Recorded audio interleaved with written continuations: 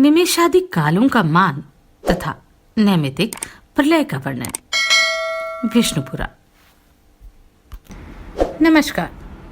अगर आप किसी कारणवश मुझे सब्सक्राइब नहीं कर सकते तो लाइक अवश्य कीजिएगा। श्री पराशर जी बोले, संपूर्ण प्राणियों का प्रलय नैमित्तिक, प्राकृतिक और आत्यंतिक 3 प्रकार का होता है।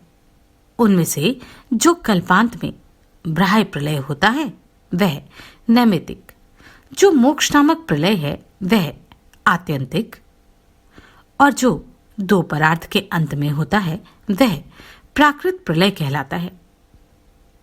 श्री मैत्रेय जी बोले, भगवान आप मुझे परार्थ की संख्या बतलाइए जिसको दूना करने से प्राकृत प्रलय का परिमाण जाना जा सके। श्री पराशर जी बोले, हे द्विज, 1 से लेकर क्रमशः 10 गुण गिनते गिनते जो 18वीं बार गिनी जाती है, अर्थात वायु पुराण में इन 18 संख्याओं के इस प्रकार नाम है: 1, 10, शत, सहस्त्र, अयुत, नियुत, प्रयुत, अर्बुद, नैर्बुद, वृंद, खर्व, निखर्व, शंख, पद्म, समुद्र, मध्य, अंत और परार्ध।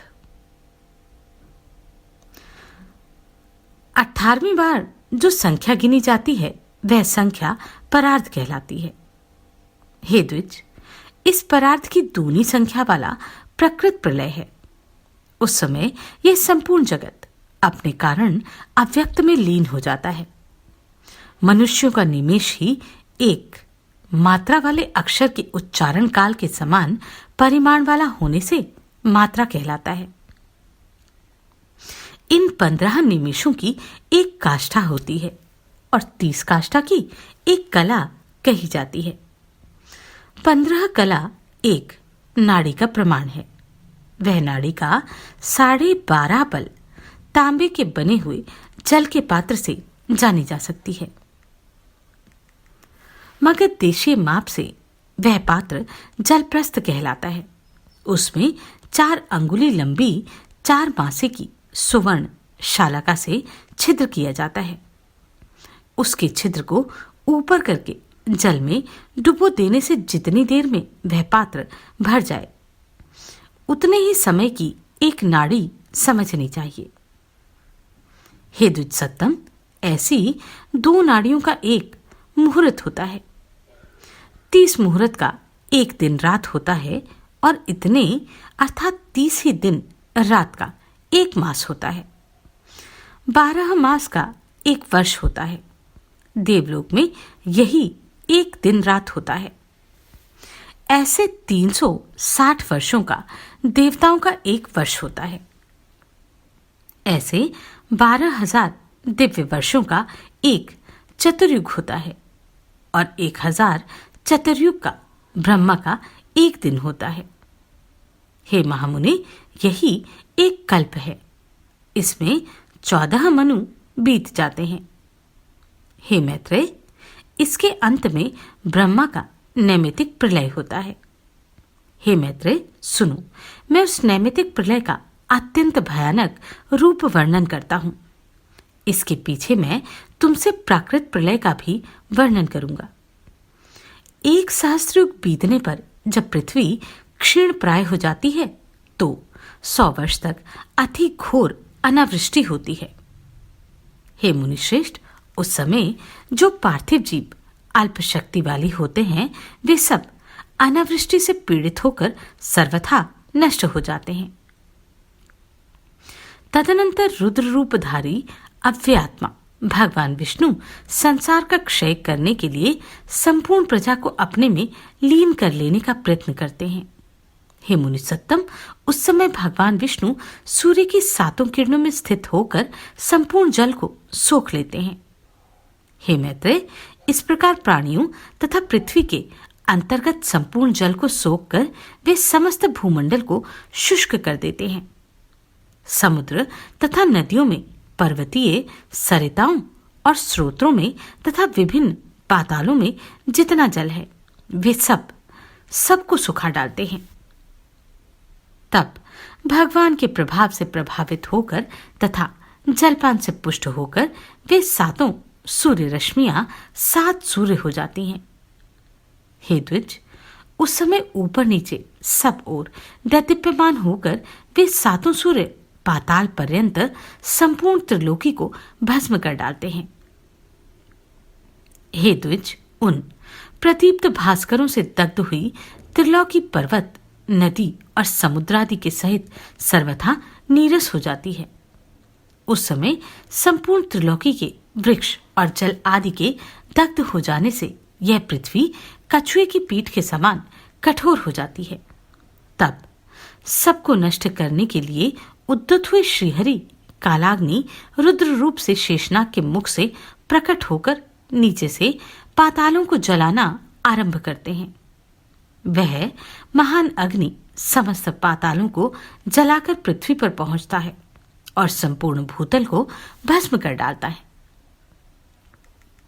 तब वह दारुण अग्नि भूलोक और स्वर्गलोक को जला डालता है और वह ज्वाला समूह का महान आवर्त वहीं चक्कर लगाने लगता है।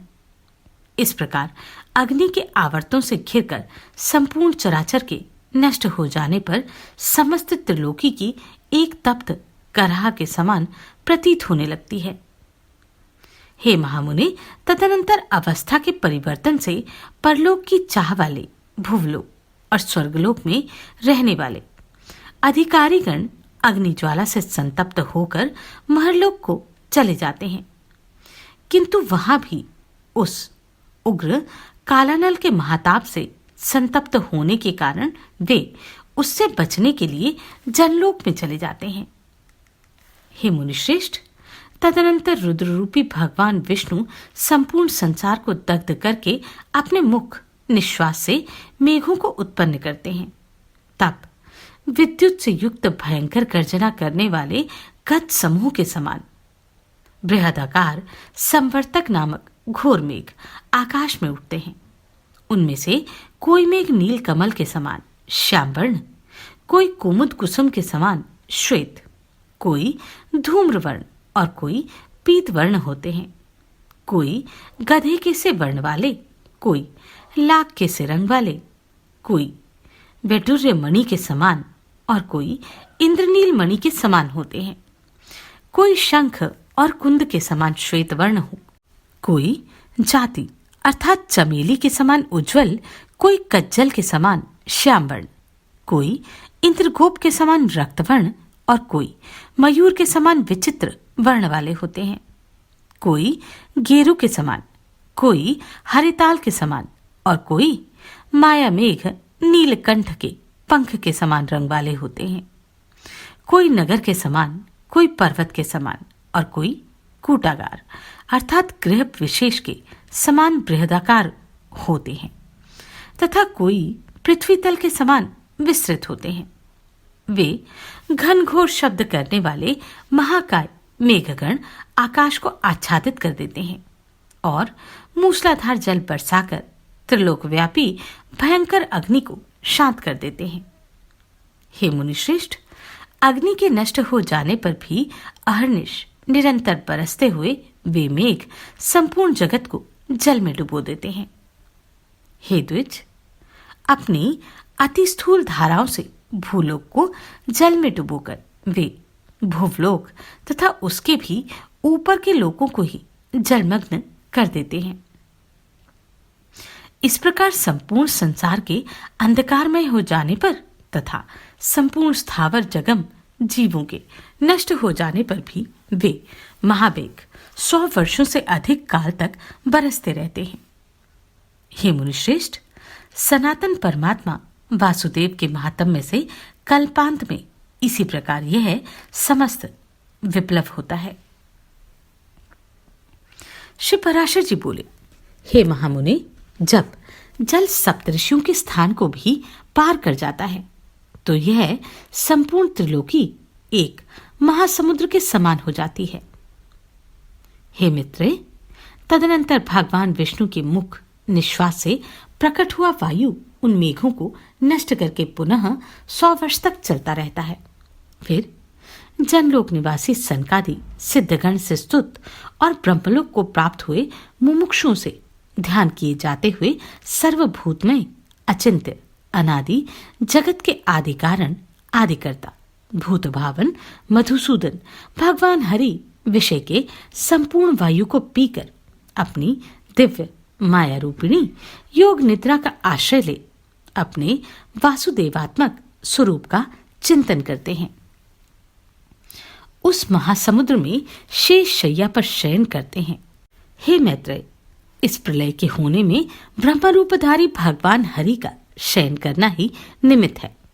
इसलिए यह नैमित्तिक प्रलय कहलाता है, जिस समय सर्वात्मा संसार की चेष्टाएं होती रहती हैं और जिस समय वे अच्युत माया रूपी शैया पर सो जाते हैं, उस समय संसार भी लीन हो जाता है। जिस प्रकार ब्रह्मा जी का दिन 1000 चतुर्युग का होता है, उसी प्रकार संसार के एकार्णव रूप हो जाने पर उनकी रात्रि भी उतनी ही बड़ी होती है।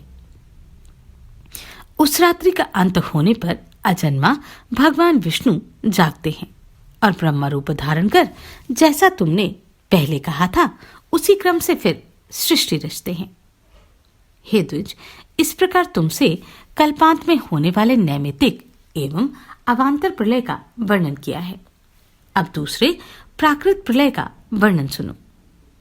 हे मुने, अनावृष्टि आदि के संयोग से संपूर्ण लोक और निखिल पाताल के नष्ट हो जाने पर जब महतत्व से लेकर पृथ्वी आदि पंच विशेष पर्यंत संपूर्ण विकार क्षीण हो जाते हैं, तो प्रथम जल पृथ्वी के गुण गंध को अपने में लीन कर लेता है। इस प्रकार गंध छीन लिए जाने से पृथ्वी का प्रलय हो जाता है। गंध तन्मात्रा के नष्ट हो जाने पर पृथ्वी जलमय हो जाती है। उस समय बड़े वेग से घोर शब्द करता हुआ जल बढ़कर इस संपूर्ण जगत को व्याप्त कर लेता है। यह जल कभी स्थिर होता है और कभी बहने लगता है। इस प्रकार तरंग मालाओं से पूर्ण इस जल से संपूर्ण लोग सब ओर से व्याप्त हो जाते हैं। तदनंतर जल के गुण रस को तेज अपने में लीन कर लेता है। इस प्रकार रस तन्मात्रा का क्षय हो जाने से जल भी नष्ट हो जाता है।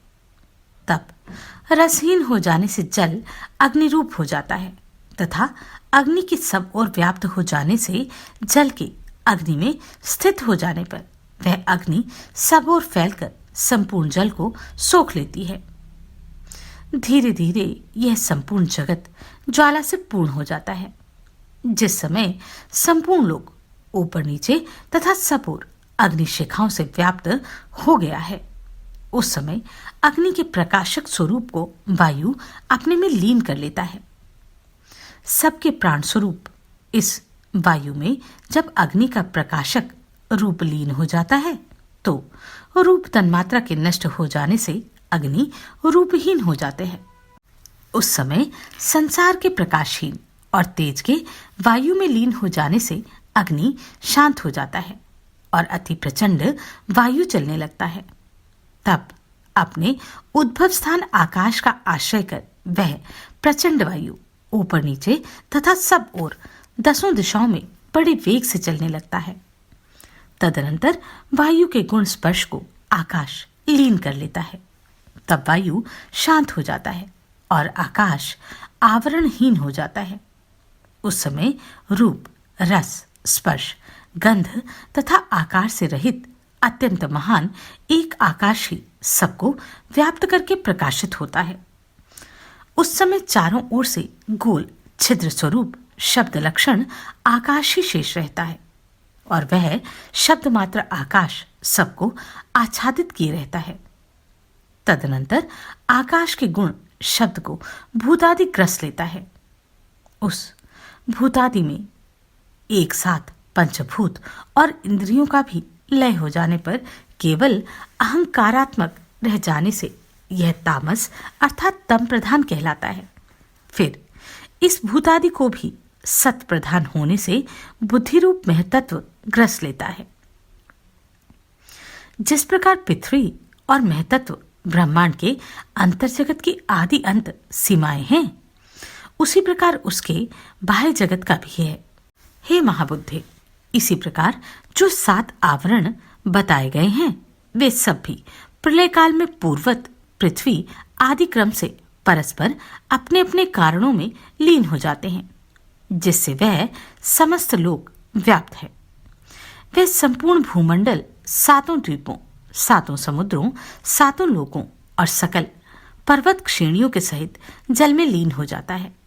फिर जो जल का आवरण है उसे अग्नि पी जाता है तथा अग्नि वायु में और वायु आकाश में लीन हो जाता है। हे द्विज, आकाश को भूतादि, तामस, अहंकार, भूतादि को महतत्व और इन सब के सहित महतत्व को मूल प्रकृति अपने में लीन कर लेती है। हे महामुनि, न्यूनाधिक से रहित जो सत्वादि तीनों गुणों की साम्यावस्था है उसी को प्रकृति कहते हैं। इसी का नाम प्रधान भी है। यह प्रधान ही संपूर्ण जगत का परम कारण है। यह प्रकृति व्यक्त और अव्यक्त रूप से सर्वमयी है। हे मैत्रेय, इसलिए अव्यक्त में व्यक्त रूप लीन हो जाता है। इससे पृथक जो एक शुद्ध अक्षर, नित्य और सर्वव्यापक पुरुष है, वह भी सर्वभूत परमात्मा का अंश ही है। जिस सत्ता मात्र स्वरूप आत्मा अर्थात देहादि संघात से पृथक रहने वाले ज्ञानात्मा एवं ज्ञानतव्य सर्वेश्वर में नाम और जाति आदि की कल्पना नहीं है, वही सबका परम आश्रय परब्रह्म परमात्मा है और वही ईश्वर है। वह विष्णु ही इस अखिल विश्वरूप से अवस्थित है। उसको प्राप्त हो जाने पर योगीजन फिर इस संसार में नहीं लौटते। जिस व्यक्त और अव्यक्त स्वरूपिणी प्रकृति का मैंने वर्णन किया है, वह तथा पुरुष ये दोनों भी इस परमात्मा में ही लीन हो जाते हैं। वह परमात्मा सबका आधार और एकमात्र अधीश्वर है। उसी का वेद और वेदांतों में विष्णुराम से वर्णन किया है। वैदिक कर्म 2 प्रकार के हैं, प्रवृत्ति रूप अर्थात कर्मयोग और निवृत्ति रूप अर्थात सांख्य योग। इन दोनों प्रकार के कर्मों से उस सर्वभूत पुरुषोत्तम का ही यजन किया जाता है।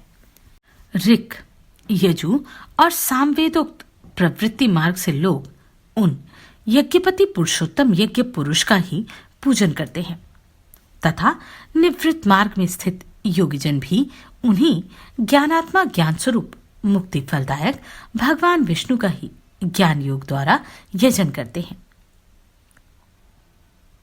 हस्व, दीर्घ और प्लूत इन त्रिविध स्वरों से जो कुछ कहा जाता है तथा जो वाणी का विषय नहीं है, वह सब भी अव्यय आत्मा विष्णु ही है।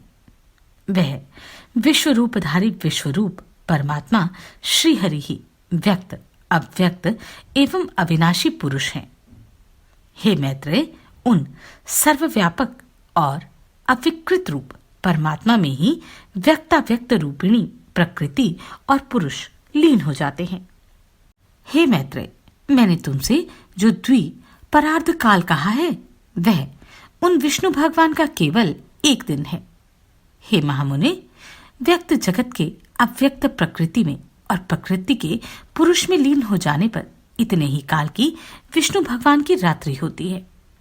हे द्विज, वास्तव में तो उन नित्य परमात्मा का ना कोई दिन है ना रात्रि, तथापि केवल उपचार अर्थात अध्यारोप से ऐसा कहा जाता है। हे मैत्रेय, इस प्रकार मैंने तुमसे प्रकृति का प्रलय का वर्णन किया है। अब तुम आत्यंतिक प्रलय का वर्णन और सुनो। नमस्कार, मैं आभा शर्मा जावास। यदि आपको मेरा ये प्रयत्न सराहनीय लगा हो तो मुझे सब्सक्राइब करके प्रोत्साहित करें